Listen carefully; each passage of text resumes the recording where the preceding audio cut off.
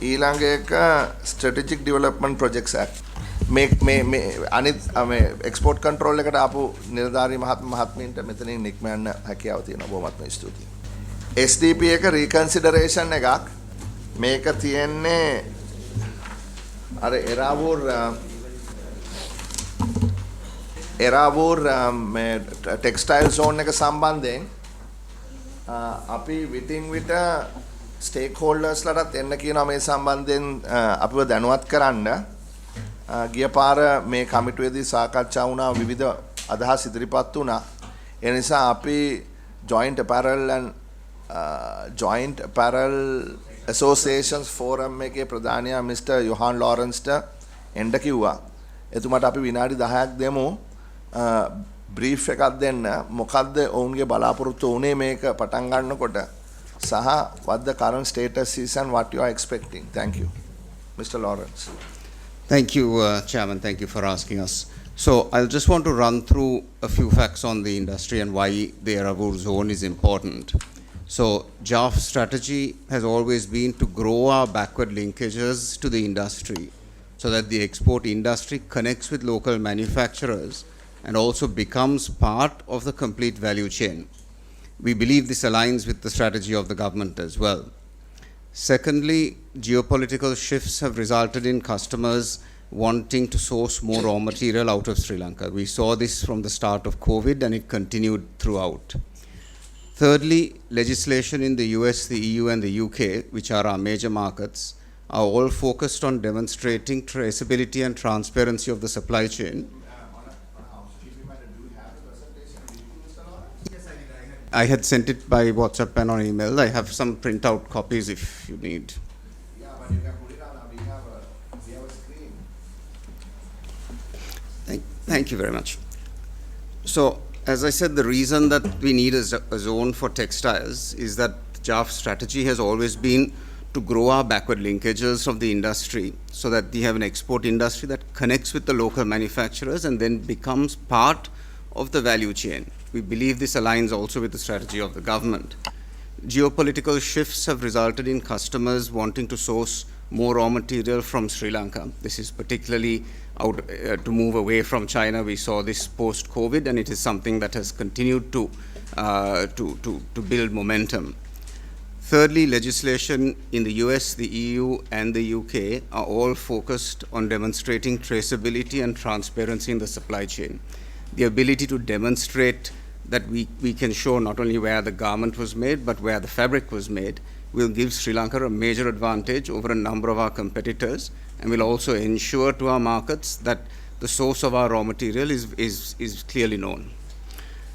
Thirdly, that to make a step change in the exports of apparel, we have to offer something different to the customer. The government has given us some very ambitious goals for exports, and unless we change the model we are running, we're going to get the same result. Just a bit of context where we are. So if you look at apparel exports since 2019, and we take 2019 as being pre-COVID, the last kind of good year, and if you look, the 2024 numbers are just out today, we're still around 10% short. So the ground that we have lost since COVID, unfortunately, we have not regained the year. 2022 number was a bit of a skewed number because there was a large surge in our markets of overconfidence, and we saw that crash in 2023. So we're really still struggling to make a step change from that 5 billion level that we're at. Specifically on 2 points, so the EU and the UK account for around 45% of our exports.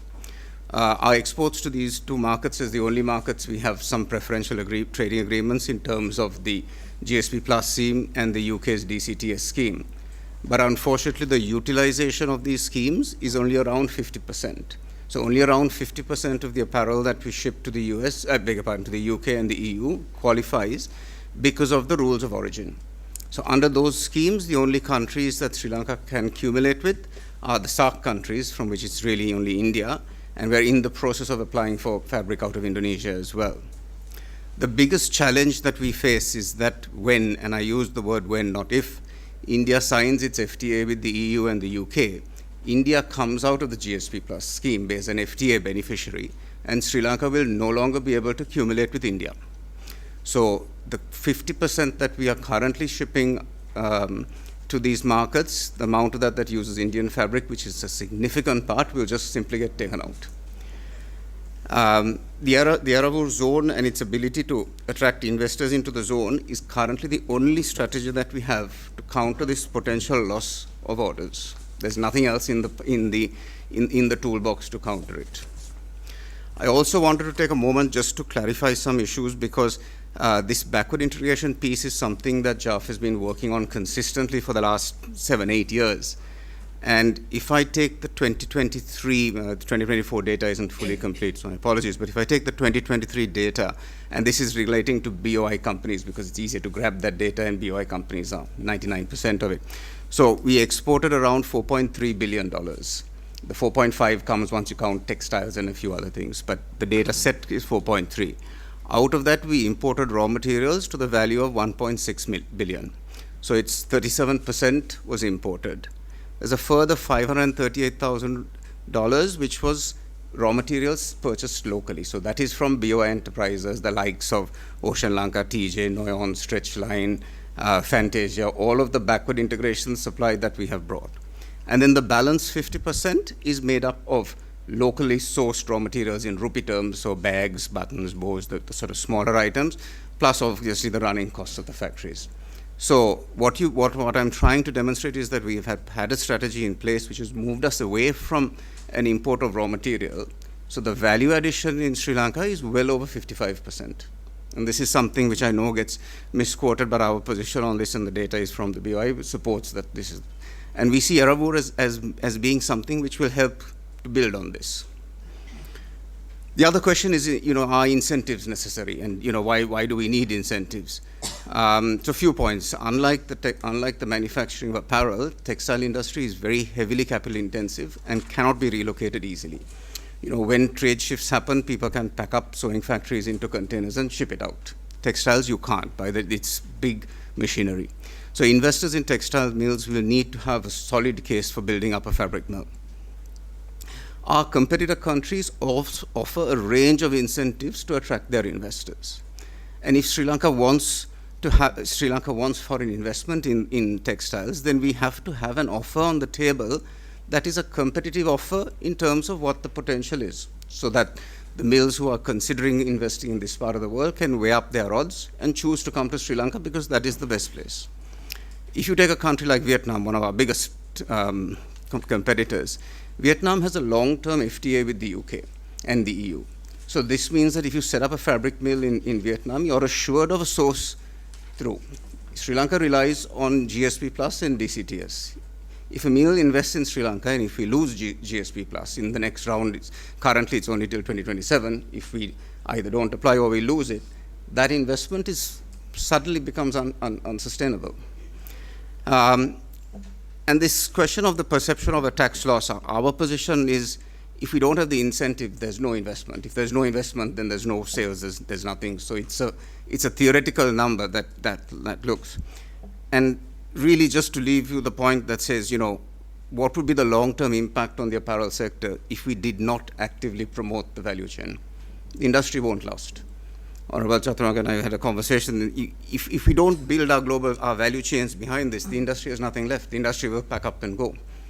So we believe the Eravur Park is important. JAF proposed the Eravur Park a long time ago. It's been long in coming. We have one very patient investor who has been trying to move on this. And really we see this as the only piece that we have to help the sustenance of the industry at the moment. Thanks. Happy for your questions today. Thank you, Mr. Lawrence. I think that opened everybody's eyes. BOI, you all are the people who are asking us to extend the start period, isn't it? What exactly are you requesting this committee to do? Yeah, what we are requesting, Honourable Chair, is to declare JJ Textiles, that's the first operator moving into the Eravur Park, to be given the strategic status as per the guidelines already published. So under the strategic act, there was a blanket status given to Eravur. So in that zone, anyone who comes in with a 10 million USD would get 5 years, and it goes on up to anyone over 30 years gets 10 years. This particular company, JJ Textiles, has invested 35 million, and as per the criteria that is laid down in the Gazette, they will be eligible for that concession.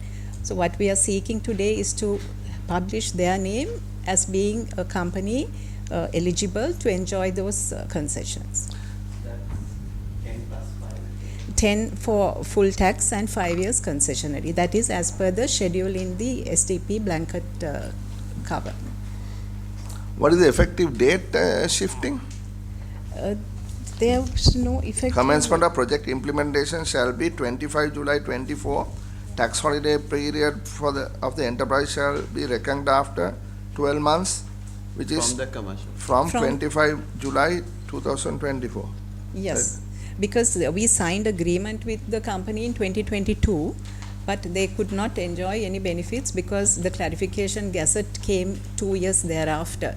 So we have requested that their concessions be started from the supplementary date, which is July 2024. You know, the issue here, honorable members, I have no objection to this or any other investment that comes in here. I want DST to take a look at the issue in terms of tax concessions, right? I mean, the tax to GDP ratio has been falling because what you have been telling us is because of these large tax concessions.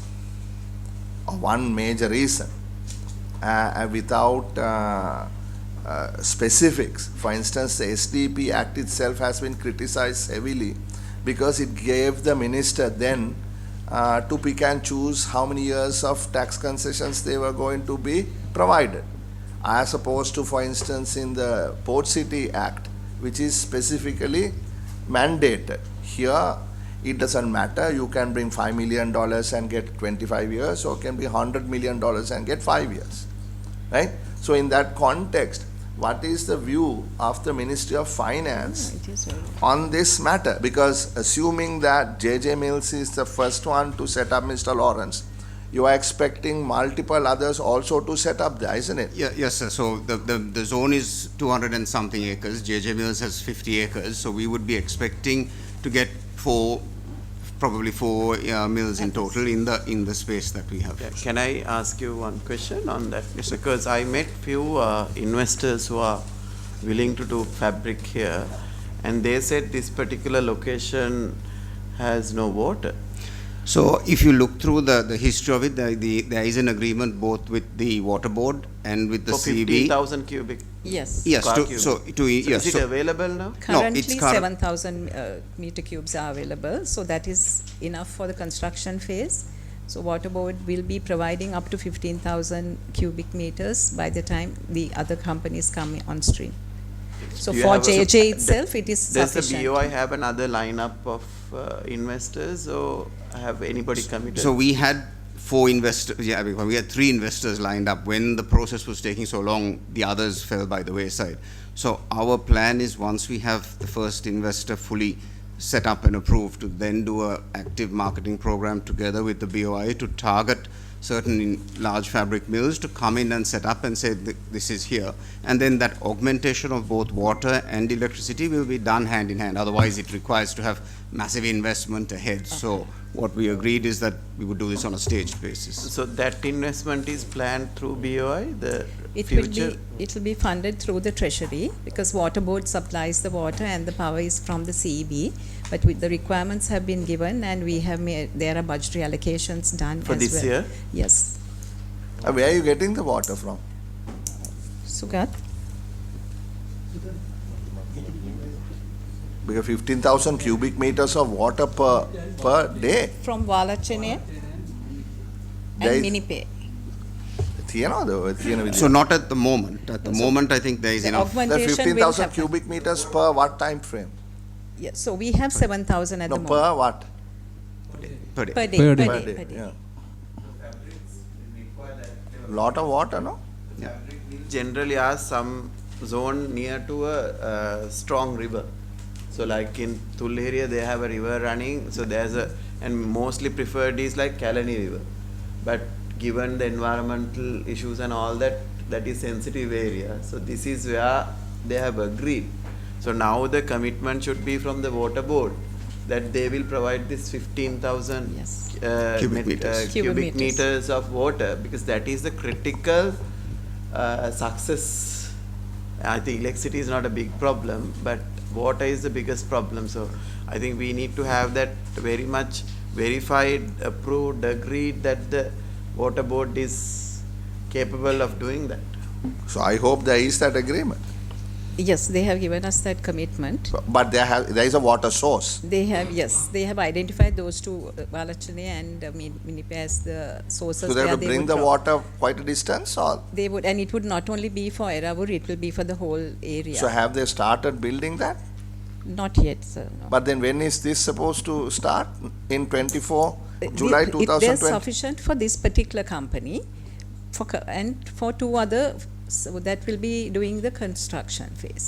So the 7,000 would suffice for two others going in for construction. For the construction Yeah. period, But not for man- JJ, they would require about 4,500. So when they are operational, the 7,000 would meet their requirement. So basically we can have about JJ size 4. We could have about 4 years. That will occupy the Entire area, yes. So what percentage of this could be import substitution or? So fully, whatever is produced locally, the main reason to produce locally is to feed the local industry. So 100% of, Would it be of the export now?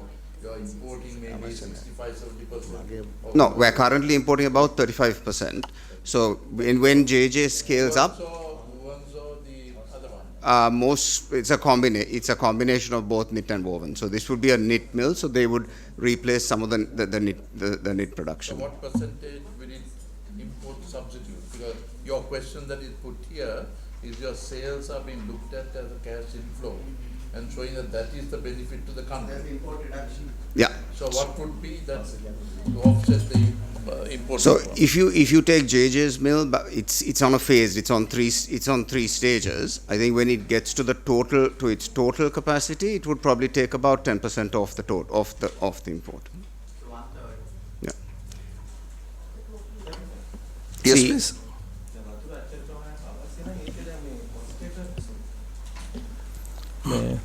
Cost එක දැන් මේ product එකට බලපාන්නේ නැද්ද මං කියන්නේ water board එක හරහා ගන්න නම් ඒ තරම් ප්‍රමාණයක් දැන්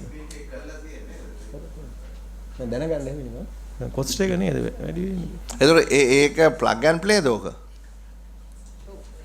BOI gives all the utility supplies to the site. The investor does the construction. Investor does the මම කියන construction. අහන ප්‍රශ්නේ හරි සරලයි. දැන් අපි ලොකු එෆර්ට් එකක් දාලා වතුර ගෙනාම ඉන්ඩස්ට්‍රි රේට් එකකට වතුර දෙන්න පුළුවන්ද කියලානේ. ඔය එක අහන්නේ වතුර දෙන්න රේට් එකක් තියෙනවානේ.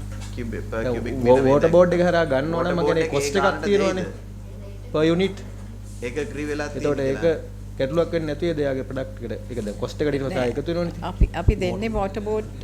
You can tell them. Same rate, they are applying same rate what they are ඔය කියන්නේ giving. වෝටර් බෝඩ් එක මෙහෙමයි ලංකාවේ. Now- කොච්චර ඉන්වෙස්ට්මන්ට් එකක් කරා සේම් රේට් එකට දෙන්න.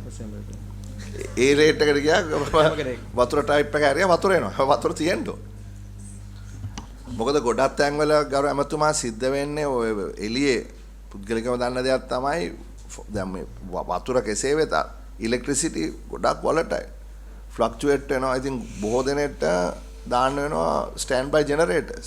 ඒක cost එක double වෙනවා. දැන් මේකට නම් power හොඳටම තියෙන්න එපා. ඉතින් high power consuming industry එකක්. ඒවා තියනවාද ඔක්කොම?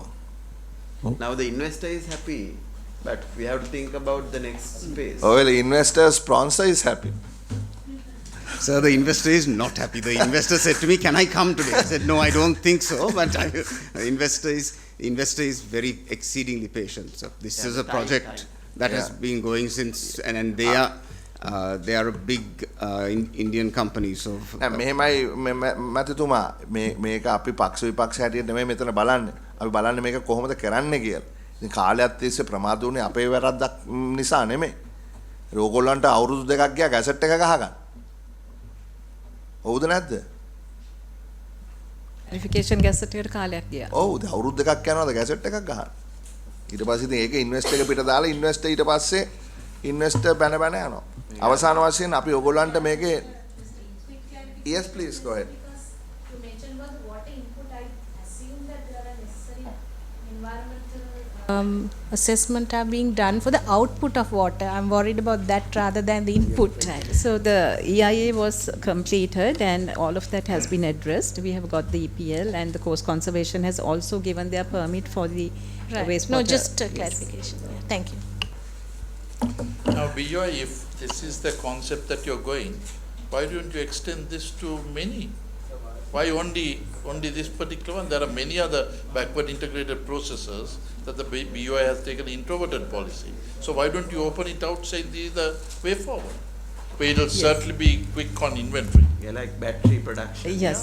So I mean, this will bring the entire rethinking process for BOI.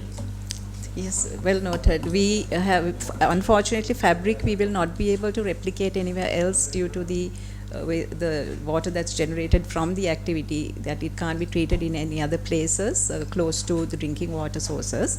But other industries like the lace and the buttons and the rest of it, we are of course promoting for backward integration. No, I think the question was other industries, sectors. like Other for industries. example, vehicle assembly. Right, yes. Are we So giving a component, similar yes. preference for this particular? Now the concept was very clear. No? So we are saving imports. It's a strategic industry, so it's a strategic investment. It has so many benefits.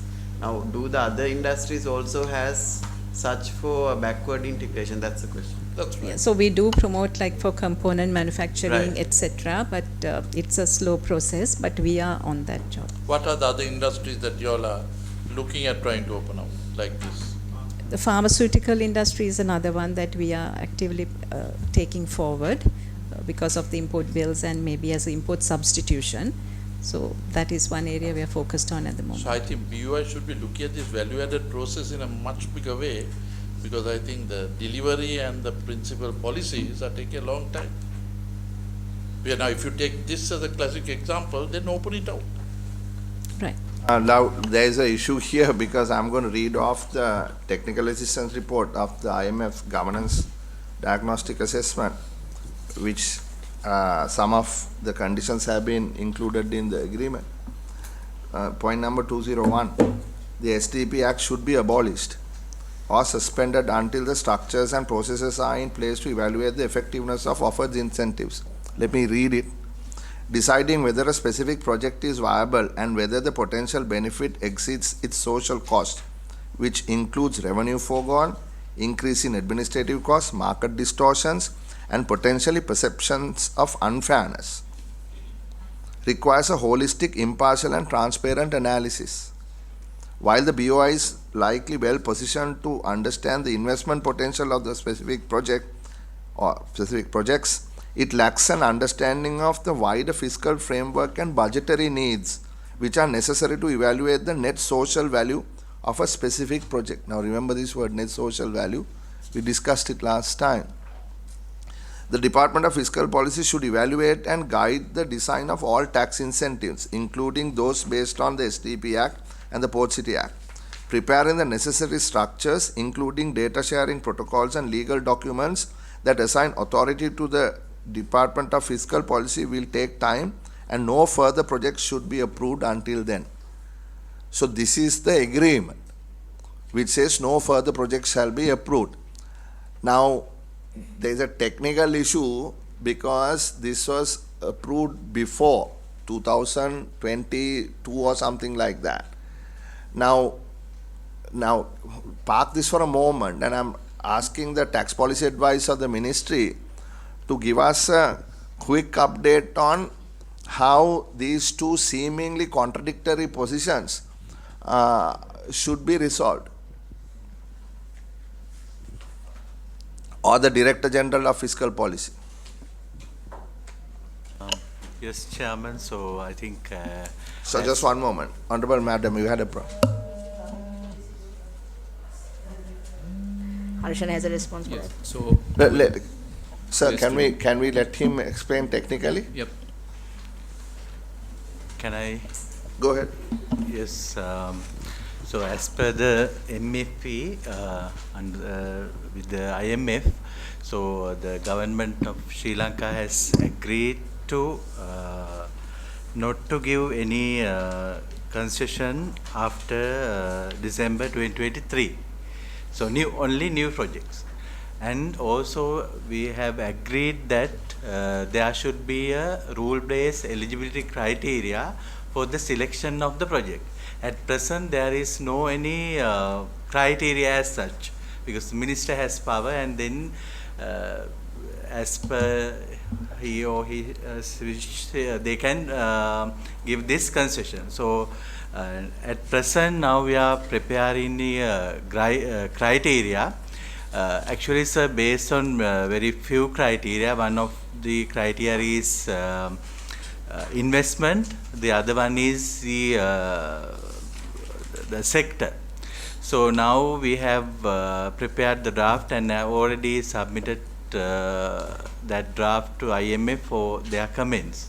So I think in future there would be a very transparent process in selecting and also the giving concession. එතකොට අපි සමාවෙන කාර ඇමතුමාට විනාඩියක් දෙන්න මේක ඉවරනකම් මොකද අපි ගිය පාර කතා කරේ මෙතන තිබ්බනේ හොලිස්ටික් ඇනාලිසිස් එකක් ඕන කියලා. net social value of specific project. එදා අපි කිව්වනේ environment එක පැත්ත බලන්න අද රාසමානික මන්ත්‍රතුමා නැහැ අම්පාරේ මං හිතන්නේ ලොකු ප්‍රශ්නයක් නිසා ඔහු අද ඇවිල්ලා නැහැ.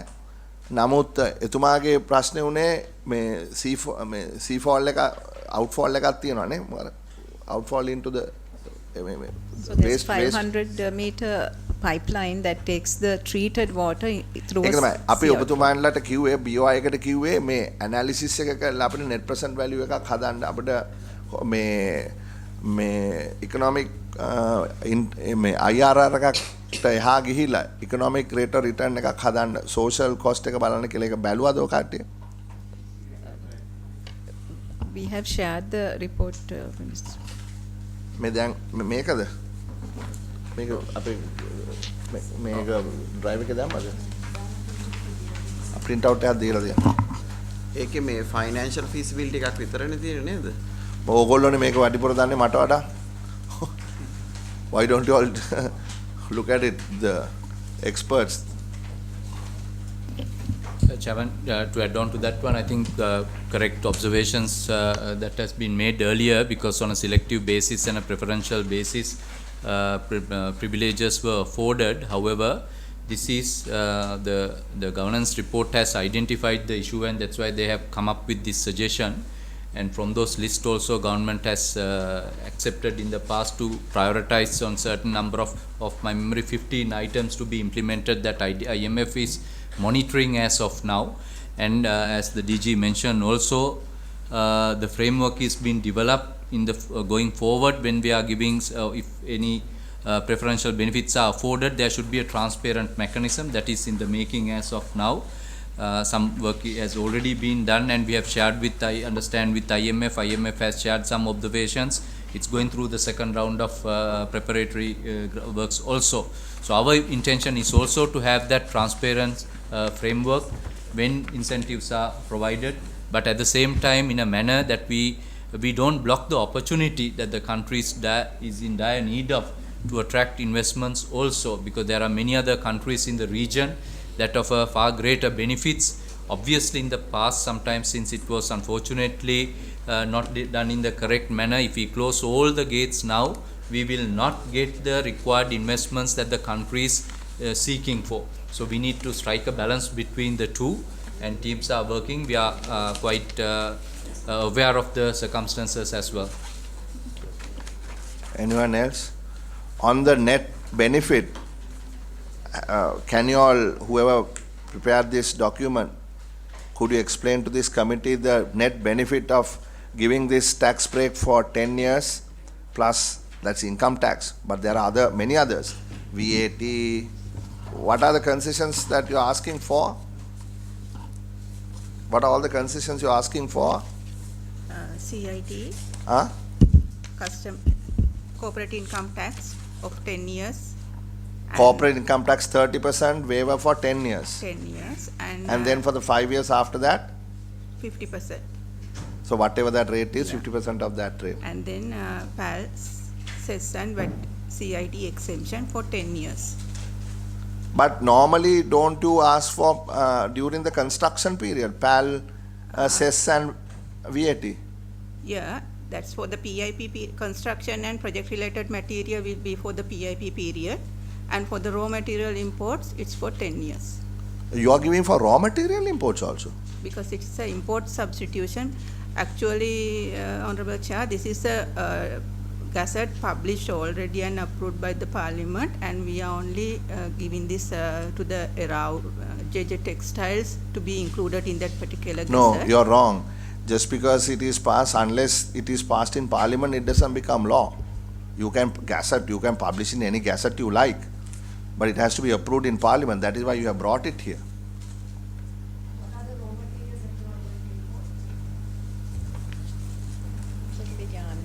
It's a yarn, no? නූල් තියෙනවනේ ඔයගොල්ලෝ පිටරටින් ගේනනේ employment opportunities තියෙනවා create The raw material for the fabric. The raw material for the fabric, like the yarn and thread. Yarn, Chair, dye. normally export related industries do have these concessions anyway. Anyway, ඒක තමයි මම Because අහන්නේ. even if it's under TEEP scheme or even you are a direct BOI exporter, you are actually waived off of all So these why are you taxes. asking for it separately? So it's basically the income tax that we have to. නේද මං අහන්නේ දැන් එතකොට දැන් මේක දෙකක් තියෙනවා. එකක් තමයි මාකට් එක ඩිස්ටෝර්ට් වෙනවද? ඒක ලෝකලි මැනුෆැක්චර් කරන කට්ටිය ඉන්නවද? අපැරල් එකට විකුණන. දැන් ඔබතුමා Mr. Lawrence, you mentioned to us that you buy 50% locally, right? And that included, I guess, some raw material, maybe some yarn, some textiles. I don't know. Perhaps you are doing that. My question is, will those people be unfairly impacted by giving this one particular person duty free for 10 years of import of raw material? Simple question. I think the answer is that I don't know what those individual companies, what arrangements they already may have had in place. So say, for example, companies like TJ and Ocean Lanka and so on already in operation have already had the benefit of a tax holiday. I think. I don't know. They would have. So that would be one point. And secondly, the cost of investment in a new facility today is a significant cost compared to what it was. We are not talking about the investment, No. Mr. Lawrence. We are only talking about the import of raw materials for 10 years. That's the only question. Yeah. So BOI perhaps can answer, maybe you can't.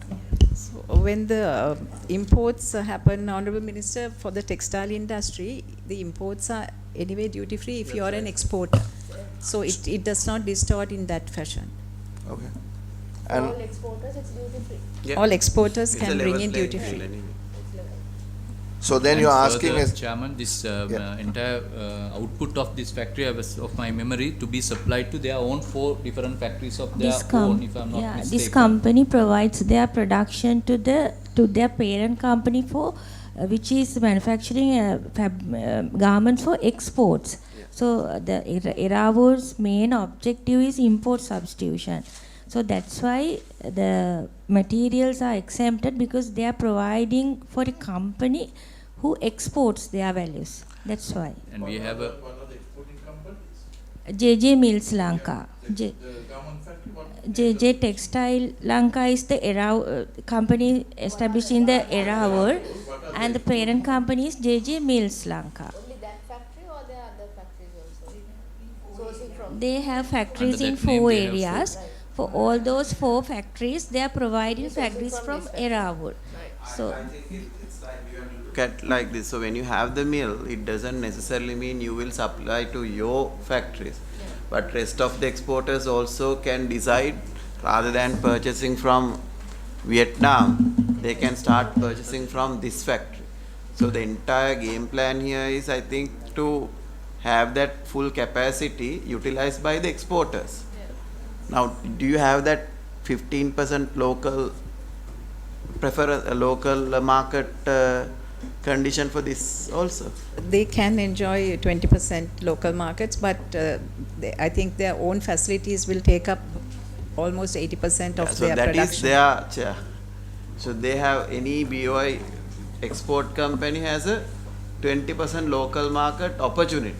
So when they put it locally, will it be? At that point, they pay taxes. They have to They pay pay the taxes. That's okay. right? BOI, D3, is the PAL and the airport levy refundable? at point of export, no? Exports is Not. exempted. Here it is No, exempted. it's exempted. Companies in two different platforms. In this particular, under the STP, there is an exemption. That is something they would get other. You mentioned previously that the companies that export get exempted. That is on raw materials, a customs duty exemption. So this NPV that you have projected for 15 years, very modest. They're all on flat basis, 15 million export of tons of export, and your foreign exchange is flat. Is this a realistic picture or not? Yeah. I have one question there. You mentioned that out of the production, 40% release to the local market for the smooth functioning of the garment industry and 60 export. No, So no, sir. Now what that your final idea is to release all the production to the local market for the garment industry. No, there has to be clarity. Did the honourable member is saying at one point, did you say that it's 40-60? Sir, you why did you think it was 40-60? Oh, the previous Discussion. Yeah. So Sir, that was. sir, shall I add something? Sir, එදා අපි කිව්වේ gazette එකේ ප්‍රොවිෂන්ස් තියෙනවා company එකට වැඩිපුර තියෙනවා නම් ඒක මෙයාට ඉම්පෝර්ට් සබ්ස්ටිටියුෂන් එකක් විදියට ලෝකල් මාකට් එකට සප්ලයි කරන්න පුළුවන් කියලා. හැබැයි මේ සිනාරියෝ එකේදී JJ එකේ මැනුෆැක්චරින් ප්ලාන්ට්ස් 8ක් තියෙනවා all over the country. එයාගේ රික්වයර්මන්ට් එක ෆුල්ෆිල් කරන්න තමයි එයා මේක ෆුලි කරන්නේ සර්. එයා ලෝකල් දානවා නම් ඇග්‍රීමන්ට් එකේ තියෙන 20% ඇතුලේ තමයි දාන්න ඕනේ. එහෙම දානවා නම් එයා applicable custom duties ගෙවන්න ඕනේ.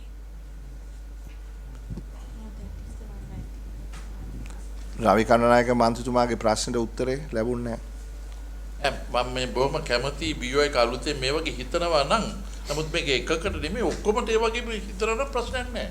මොකද දැන් අපරානේ කොහොමවත් අඩු වෙගෙන යනවා. අපට අවශ්‍ය නම් 13 බිලියන් තියෙන්නේ. මේක 2-3 years වලින් 20-22 බිලියන් ගෙනියන්න මේ පැරඩයිම් shift එක කරන්න පුළුවන් අනිත් ඉන්ඩස්ට්‍රීස් වල සුපර්. හැබැයි ඒක මට පේන්නේ නැහැ. ඒකද මේ NPV එකේ හරි modest value එකක්. කීයද තියෙන්නේ?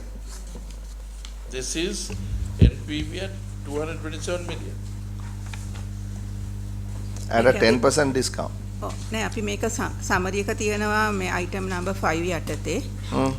අපි ඒක කැල්කියුලේට් කළේ ඩිස්කවුන්ට් රේට්ස් තුනකින් සිනාරියෝස් තුනක් ගත්තා 6%, 8% and 10% වලට.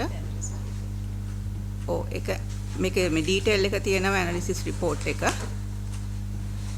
එතකොට So what are the three variables? Interest දැන් rate? 6% අපි එක සිනාරියෝ එකක් ගත්තොත් 6% එක ගත්තොත් අපි ඒකේ කන්සිඩර් කළේ FDI ඉන්ෆ්ලෝ එකයි.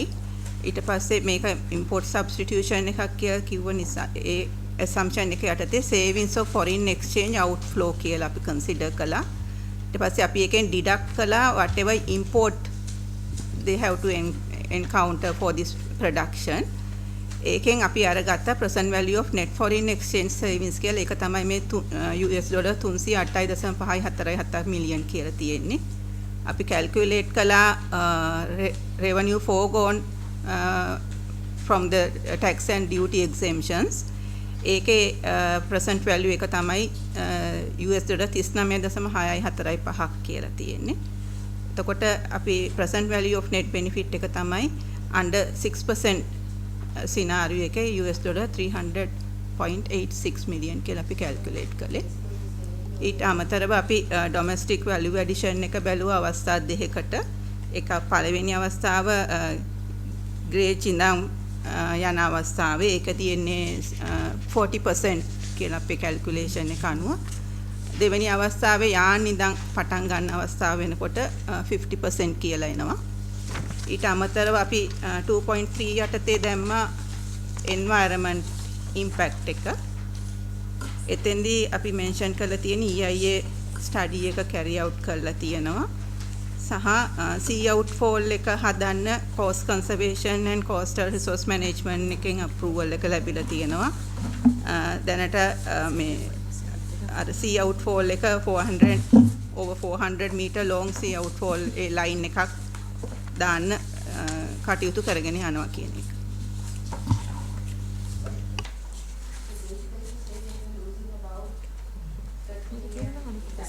මේක තමයි බලන්න. Net profit, net benefit. Basically, that's what you're trying to say. Okay. Yeah, it's a strategic investment for further. For the industry. Yeah, for the industry.